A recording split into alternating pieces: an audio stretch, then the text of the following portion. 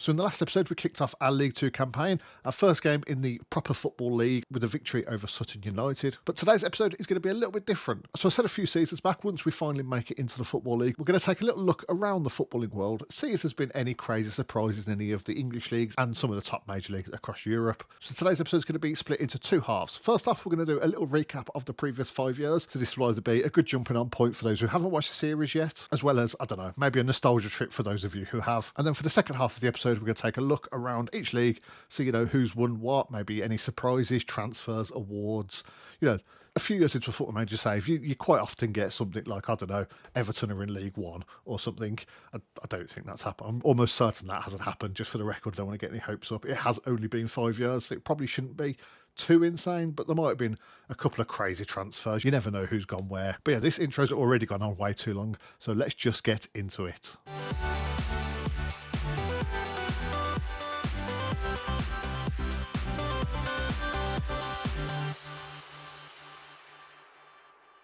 So for us, it all started back in the Midland Football League Division 1, the 10th tier of English football. And I'm going to say, this season was a little bit too easy, to be honest. We lost one game 5-4 and we drew one game 2-2. Apart from that, 100% record. We had a few little fundraising tournaments and friendlies throughout, just to try and get a little bit of money to be able to compete. If I look at the league table that season, we finished top with 115 points. Nuneaton Griff, who are our closest rivals, only had 98 and actually got beaten in the playoffs, so they didn't even go up. So yeah, this season was all a little bit too easy. And that was quite surprising actually, because we did actually start the save game with absolutely no one in our team. Well, we had one player and it was Lyndon Weller. This is the name that I know. He's actually retired since and is an under-18s manager at Biggleswade Town under-18s. He's not a good under-18s manager. You wouldn't see him at a proper club. But for a lower league staff member, those are actually pretty reasonable stats, to be honest. But yeah, as I said, we had to bring in a lot of names. We've got a lot of players here listed. Some that jump out. Yakubu was our goalkeeper for the first couple of seasons. What's he doing with himself now? He's been at AFC Sudbury ever since. Actually, he seems to be having a pretty successful career down in the Southern League Division 1 Central. As I work my way down a little bit more, Finley Wood was around for a few seasons. Jack McConville was pretty much a star centre-back. Even looking at him now, I opened his profile and I was like, 13 marking, 12 tackling. We don't see much of that, and we still don't. It's just all the rest of his stats weren't really very good. But yeah, he only played one full season with us. I thought we had him for 2 or 3. No, he's the one that I wanted to keep and he refused to stay. Who's laughing now? Odin Button Forshaw, as we carry on down. Again, his stats aren't quite as impressive, but he racked up 110 appearances with the club. I just saw 4 seasons. He was with us for quite a while. Did only manage 2 goals in that time, which that surprises me. I felt like he used to score headers quite a bit, but apparently not. Ended up going to Bury, and then he sort of bounced around a lot of the lower leagues ever since. It's a shame. He was probably one of my favourite players from that first season. I'd say my second favourite. If we carry on down through the general players, you've got Brad Binns, he was with us for a few seasons. Demetrius Rami, he played 3 seasons with us. He was very good for the first 2. Third season didn't really feature too much. We were a bit outside of his ability zone, let's say. Tommy Barrow's with us for a few seasons as a right back. Nicholson was a right back. No, Barrow was a left back. Yeah, left back. Shiloh Waldo, he's been with us pretty much since the beginning and did very well. 20 goals in that first season. He definitely never got anywhere near that again. He didn't even get 20 goals total for the rest of the time he was with us. But that first season, he was absolutely incredible. Him and the main man that we will get onto in a minute. Adam Cash, we brought in. Sean Myler was star defensive midfielder. Reece Olivers felt like a real big get at the time. A centre midfielder from Wrexham, who I think his contract had expired, or maybe we just got him on a free anyway. Oh yeah, he'd not been playing for a year. He was only with us for 1 full season, and it wasn't actually this season. I think he joined at the very end of it. But he's going to have a reasonable lower league career. But you can't really talk about this first season without talking about Kmart Moncrief. There's a reason this name is still spoke about in legend. He played 36 games and he got 80 goals for us and 11 assists and 21 player of the matches. A record you're never going to see again. He stuck with us for 4 seasons in total. He was very good in the second season as well. 43 goals in 31 games is somehow seems like a failure after that first season, but that is still an absolutely nuts record. Even 16 and 18 is an incredible record, and that is by far his worst full season he had with us. He didn't really feature in the last season. I do sort of regret not including him, and we could have kept him around a little bit longer as maybe a rotation option, but we've just like, stat-wise, we had players that massively outperformed him at that point, so I just bit the bullet and let him go. He's actually free at the moment. I'm like almost tempted to bring him back and just offer him a tiny contract and, you know, have him as an emergency backup option, sort of just for nostalgia purposes, but yeah, that's about it. There's not really much else misses. We made our first sale, I suppose. Jane Lamby John joined and then left very quickly after. There's only 6 months between the two. Got our first bit of money. Yeah, Jack McConville went. Yeah, there's a couple of names here that like I obviously remember everyone, but none of them did anything particularly outstanding. We'll cover transfers first for the second season we had, and then we'll get into standings and stuff afterwards. This is when I started like focusing on getting a few young players in, and, you know, getting some of them out on loan. We had, what's that, 1, 2, 3, 4, 5, 6, 7 players go out on loan to various other clubs, you know, pretty low down in the table. But this is where we started to sort of build the team, I feel like, where there's some names here that I've stuck around for quite a while. I mean, Denai Rule, he was with us for 2 seasons, I want to say 3 seasons, didn't really feature in the last one. It's sort of a trend that's going on quite a lot here. 14 goals in 32 games in that first season, along with 16 assists. Absolutely incredible right winger for us. Romain S also, actually, no, Romain S pushed Rule out onto the left quite a lot. S was also very good. Not quite as good, I don't think. Yeah, he was more of an assister. 14 assists in 27 games, only 5 goals, but cannot complain too much still about that record. Dylan Helliwell, he was a star midfielder for quite a while. Ezra's more a backup. Ollie Gofford is actually, he's only just left the club at the end of last season. He's done very well and actually played a lot more than he should have done last season, looking at these stats, thinking about it, considering we had him 4 divisions lower than that. But yeah, he's been a long-time servant of the club. Club captain for a while. Sorry if you can hear that yappy little dog in the background. But yeah, overall, just a very good player and a very important part of our team. Matty Lusuqueno, absolute legend. I think he's a club icon. I don't think he ever made it into the legends section. But he was with us for 4 years. He was pretty much always a second choice behind Kemal Moncrief. But 14 in 13 in the first season, 27 in 32, 23 in 24. Just an incredible player for us. His stats were very middling, but again, I said this quite a lot, one of these players that didn't really have any amazing standout stats, but was more than good enough and, you know, was very reliable whenever called upon. Also now trained as a defender. I'm sure that wasn't there when he was on our team. Tommy Jackson joined and was our long-time goalkeeper. He's only just left, but he has been our number 1 up until last season, when that baton has been passed. A steady 7+ rating throughout the whole season every time. Very good man between the six, very reliable. And if we're looking at the schedule for that season, I mean, there's way less green than the other seasons, but it was still a very comfortable league. We only lost, 4 times in the whole thing, and most of those were cup games. Yeah, I mean, I say it was comfortable. I am misremembering that. We only actually won the league by 3 points, and that was, I think we just pipped Highgate quite late on, actually. We were chasing them for most of the season. You can say 2 absolute titans at the top of the league there. Both scored 101 points. We conceded 2 goals less and had 3 points more. So a quick swing in one match could have sent another team up very easily. It was very tight. Shifnal Town also gave us a lot of trouble that season, but they fell off quite considerably at the end, as you can see. Let's just have a look at the league table for the next season. Which one was this? The 2024-25 season. We were in the Northern Premier League Division 1 Midlands. And again, this is definitely getting harder, but we're still not terrible, I suppose. Although we did absolutely walk the league this season. We were 30 points clear at the end of the season. It's a little bit mad considering the 2 previous leagues, I'm not going to say we struggled, but after dominating the first season, it was a very close race in the second season. And then this third season, no one kept up anywhere near us. And to be honest, that's more down to them being bad rather than us being amazing. I mean, 93 points is an amazing total, but it is two less than we had the season before. And the season before, Highgate got 92 points. And second place this season only managed 63. So that's a little bit crazy that it was so low. So looking at the transfers, we didn't actually do that much business this season, thinking about it. Callum Adebayo come in. Ephraim Yeboah came in and he's been a front man for us for quite a few seasons. Never really a first choice after those first 2 seasons, when he sort of replaced Moncrief, but never really hit the same sort of standard that Moncrief did. But yeah, he's been relatively reliable up front. Definitely not the Moncrief replacement that we wanted. We've got a weird amount of duplicate entries in this.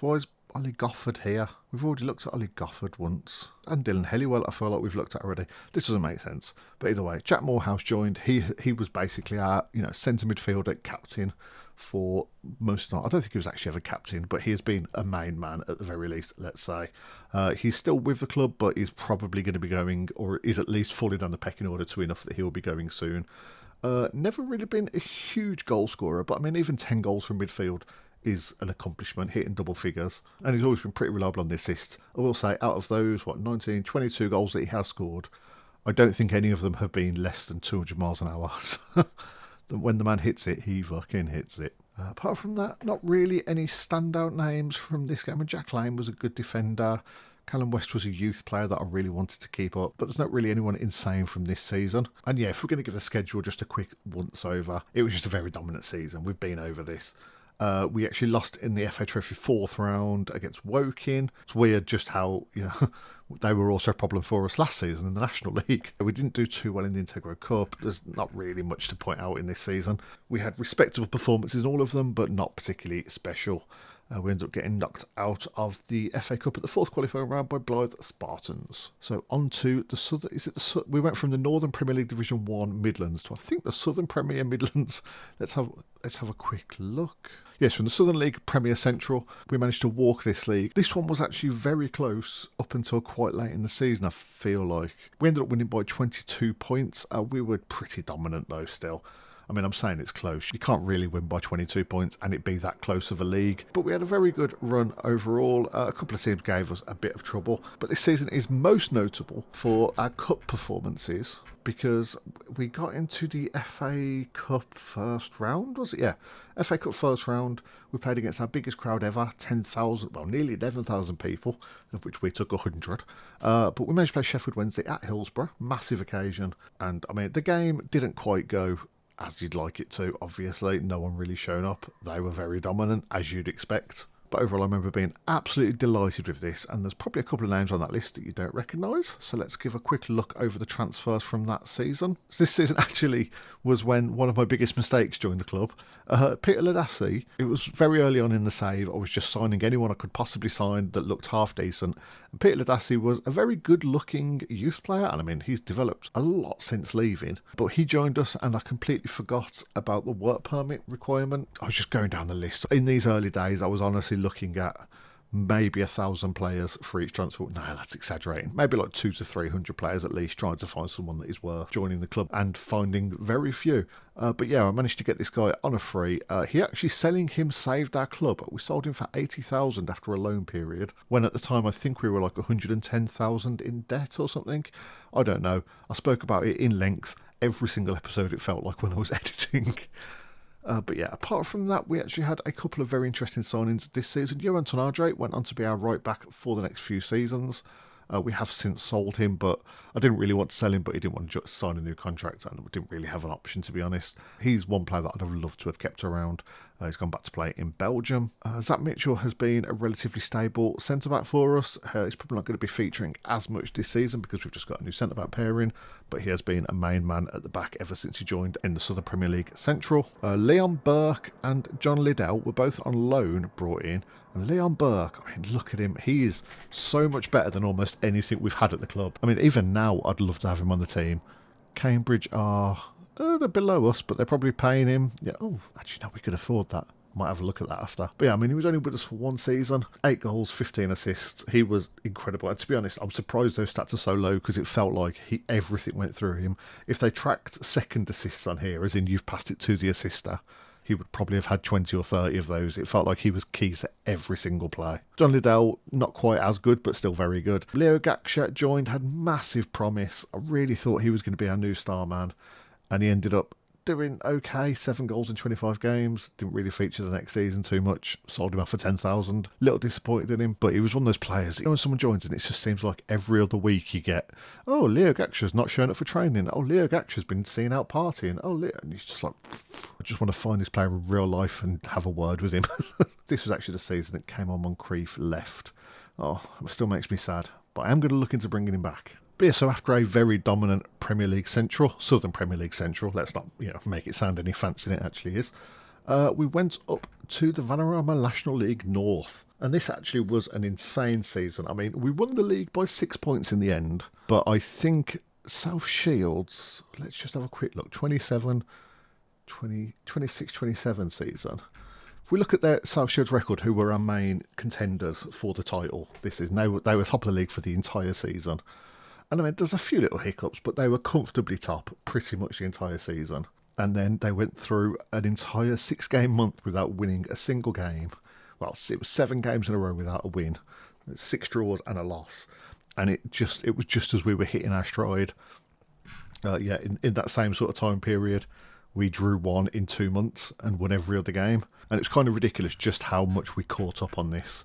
After a relatively bad start, you've probably seen in every one of these leagues, well, in a lot of them, we have a bad first game. This started off as a bad first month, pretty much. I mean, we got 3 wins in out of our first 6, but we had quite a few really bad spells throughout. We were very lucky to get anywhere near the league, so to manage to win it by 6 points was absolutely insane. So this was actually a season that we brought in, I'm not going to say a full new team, but a good chunk of a new team. We had Jack Wadham in defensive midfield. We had Asher Agbanon, who's still with us as a striker, winger, but he's going to play for us as a striker at least. Very fast and reasonably good, technically, at least. Declan Miller and Talon Shepherd were brilliant signings on loan from Coventry City. Declan Miller, 8 goals in 23 matches, coming in off the right wing. Looking at him now, he's not as good as I remember him being, but I think for the time he was pretty incredible for us. Talon Shepherd we've signed him permanently since. Hasn't massively impressed, but he's just a very reliable person to have at the back. And while not a first choice option, it's still a very good part of the squad. Leo Hamblin coming in at left back has been fantastic for us. Adiemo, Blackwell, they were both terrible strikers, to be honest. Going down, Tessier was a good loan signing in midfield. But the main 2 people from this were Ajani Birchwell and Callum Archer. We got them both on a free. Ajani Birchwell was kind of spur of the moment. We got him from Villa. Saw he was available, very good pace, very good dribbling, very good first touch. And I mean, he definitely wasn't bad for us, let's say.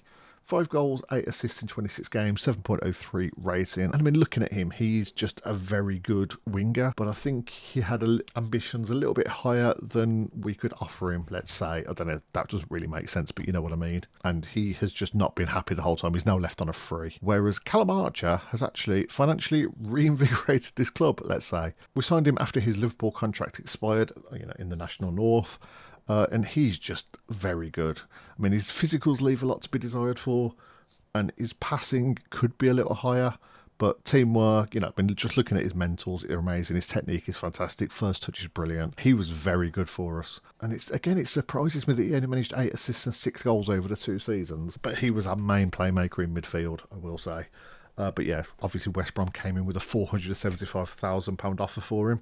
We haven't received all of that money yet, but it's basically keeping the club afloat. Fantastic little sale there. And that obviously brought us all the way up into last season in the Vanarama National League. This one was, for once, not a league that we won.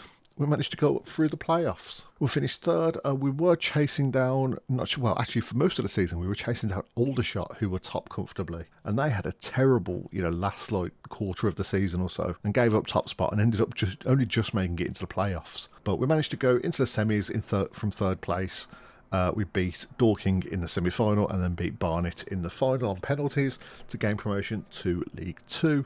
And that is where we are today. Just have a quick look over last season. Barnet, Dorking. Did I say them the other way around?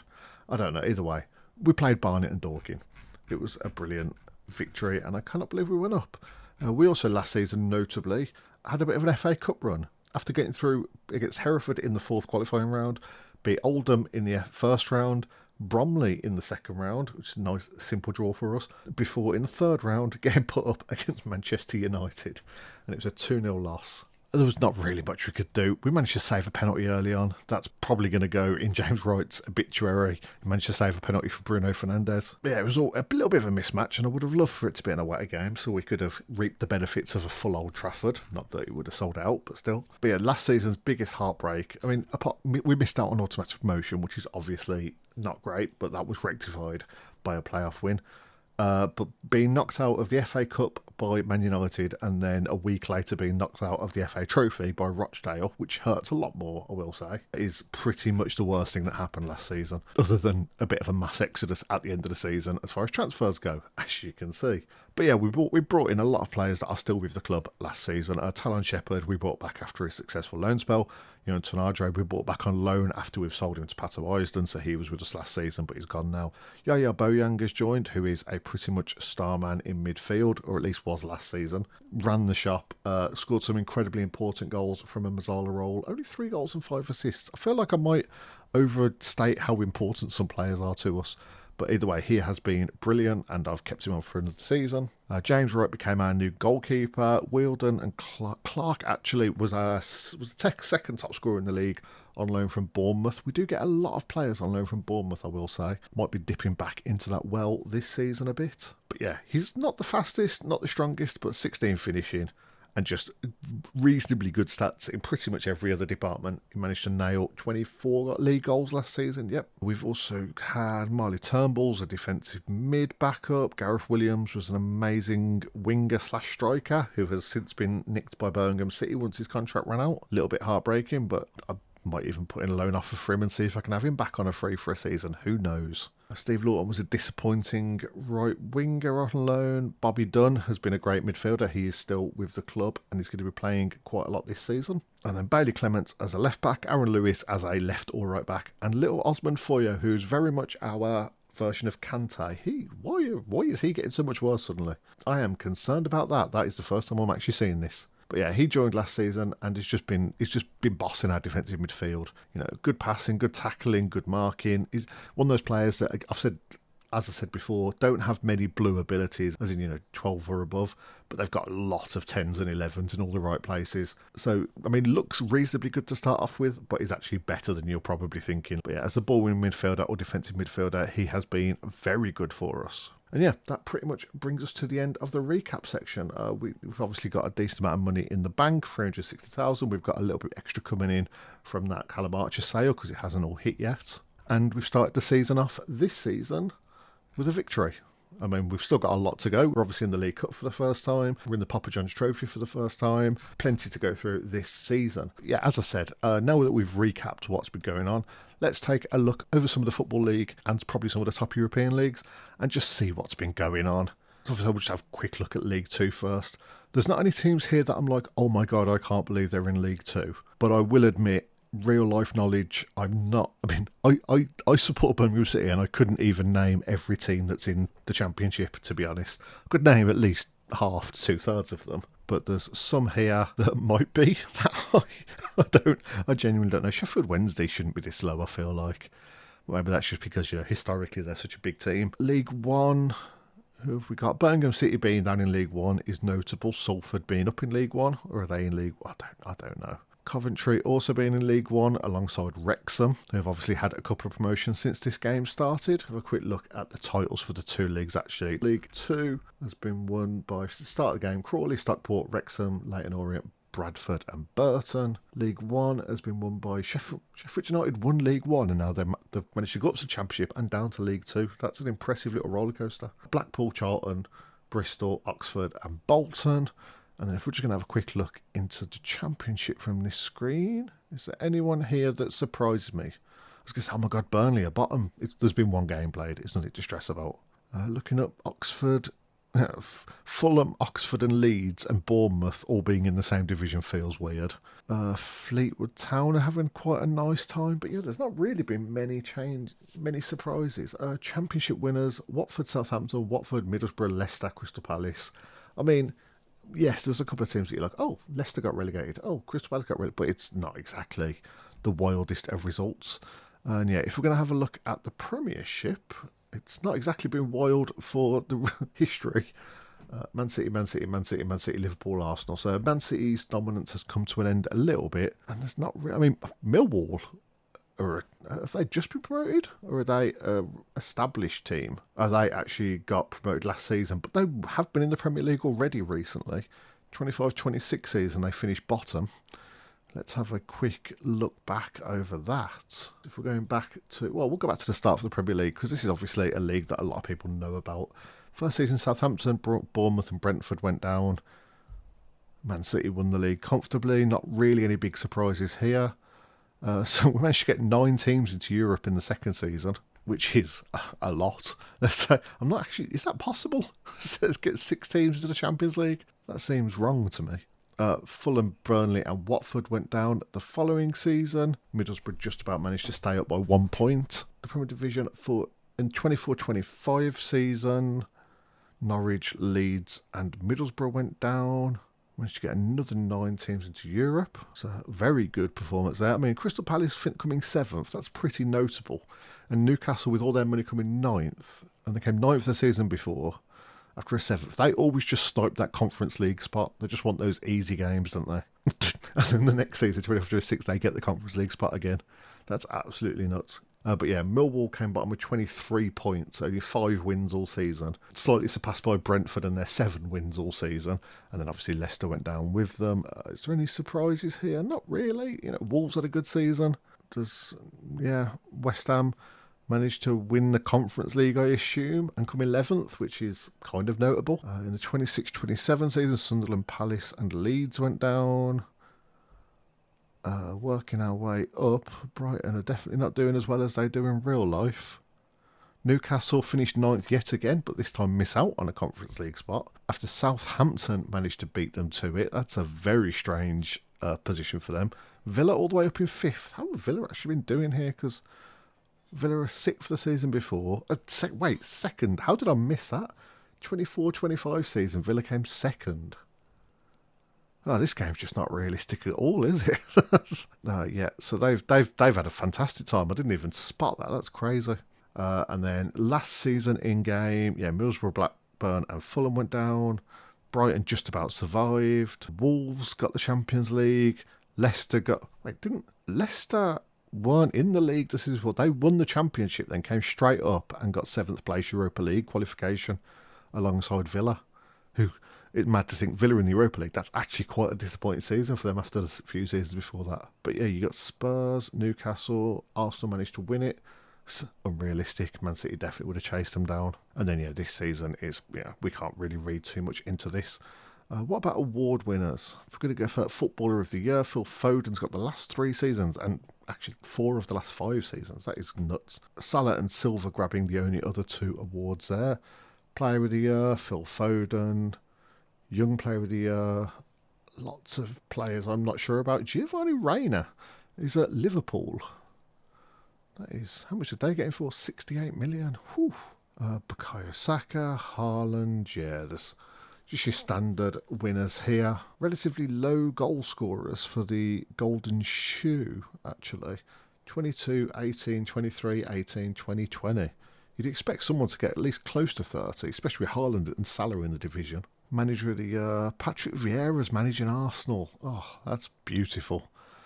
Team of the Year is very much an Arsenal and Man City team, but it's pretty much just an Arsenal team with a Villa player in there. Yeah, Henrique Araujo.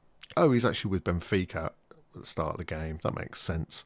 I don't know the name, but I don't know the name off the top of my head, but I definitely recognise it. He is transfer listed by request for 54 million. Fuck, Jesus. What I would do for a player like this. And I mean, that's not even talking about Haaland. That is disgusting. Also, he's had a relatively bad career with Man City.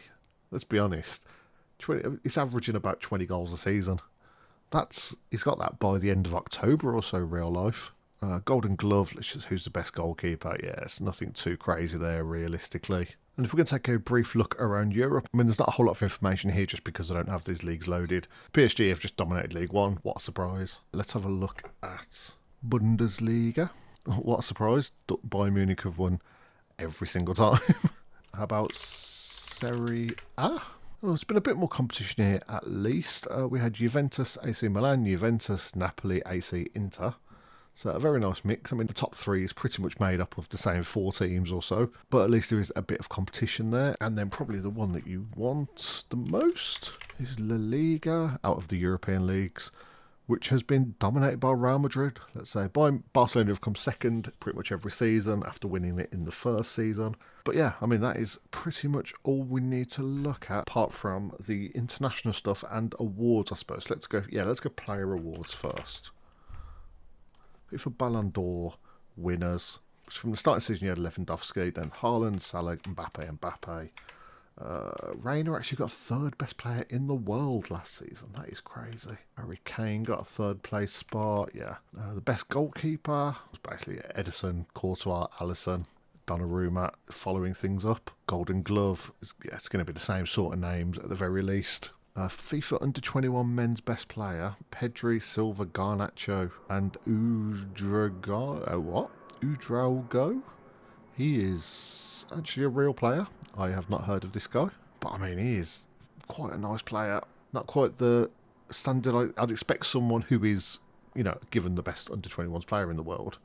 I know Pedri's had a couple more years now, but if you look at Pedri and then compare him to the guy who won it last season, I mean, the potential's there, definitely, but it just seems like that's a bit of a strange comparison. I don't know. Team of the year, Alisson, Gaia, Silva, Laporte, Calabria. Should I know that guy?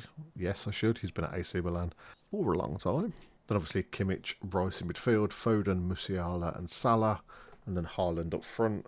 Not actually many breakthrough names in the last 5 years into the world stage, let's say. Best men's player, Haaland or Salah. Goal 50 gives Mbappe. Next gen, Lucas Brotherton of Villa. He's actually the best young player in the world, most potential. That hurts, just seeing these sort of players that are worth like probably 1,000 times more than my entire club is worth. But yeah, he is just an insane player. Lucas Brotherton. I wonder if he's actually got a brother. I might try and sign one. But yeah, World Player of the Year. Yep, Foden, Salah, Haaland. Oh, and that's where that finishes. So let's have a look at the Euros. We've obviously only had 2 of all the international tournaments. I think we've only had 1 World Cup. Italy and Holland won the Euros. I was trying to say Holland getting a win, but still they managed to beat Italy in the final. The World Cup was, just won by Italy. Copa America was won by Brazil. And Colombia actually managed to get a win. That's odd. But yeah, we haven't really got into the point of Football Manager where you start getting absolutely mental winners yet, I suppose. One last thing I suppose we could look at. If I look at seasonal, who the biggest transfers were into and out of England, because that tends to be where the big money is. Let's say, straight away, Dominic Calvert-Lewin, 61 million to Chelsea. Kimmich, 106 million rising to 130 over to Man City. That's some absolutely insane money right there. But I mean, he's probably worth that. If we look on the 23-24 season, Michael Elise going to Man City from Crystal Palace for 84 million. Declan Rice choosing Liverpool this time for only 72 million. But they also spent 68 on Giovanni Reina, which, as we know, that has turned out to be an amazing signing for them. Unai Simon. Yeah, there's been some pretty big deals there. 24-25 season. The top transfer is Nico Williams going from Bilbao to Man City. That is absolutely insane. 144 million. Is he? I mean, he's very, very good. I'm not going to dispute that at all. But I feel like 155 million, who was it? 144 would buy you pretty much any player in the world. And I feel like there might be better options than this. But I suppose if you need a right winger, what are you going to do? And the fact that he's obviously been a pretty regular starter and has scored very well, can't really complain. Every time I see Nico Williams, I think of the Liverpool defender, not the Bilbao player. So that's probably why my surprise was there.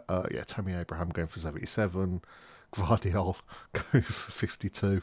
This is just a weird backwards world we live in. How about the 25-26 season? James Maddison went to Man United for 62 million. It was the highest deal, which is actually very low for that, after the first couple of seasons. Brennan Johnson going from Forest to Arsenal for 54, raising up to 61 million. I mean, looking at him, that might be slightly overpaying, but then I suppose it's still the second highest transfer of the year, so you can't really judge it too much. Tsimikas going off to AC Milan for 36 million. Yeah, there's probably a lot more here that I haven't spotted. I mean, John Stones going over to Liverpool, for instance. There's probably quite a few just mad transfers that I haven't noticed. John Stones going to Liverpool for 29 million. Neil Maupay, I just saw going Arsenal to Middlesbrough for 29.5. And I mean, he's definitely not a bad player.